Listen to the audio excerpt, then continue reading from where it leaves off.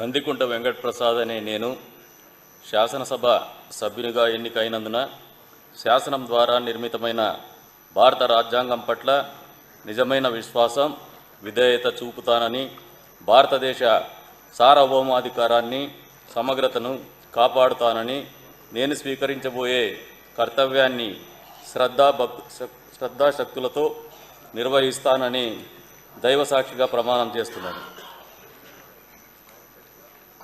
ఆంధ్రప్రదేశ్ శాసనసభ సభ్యుడినైన కందికుంట వెంకటప్రసాద్ అనే నేను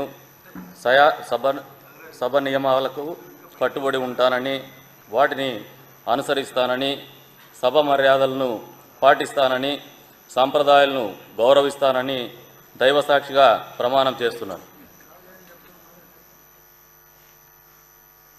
శ్రీ వెంకటరాజు మద్దిపాటి.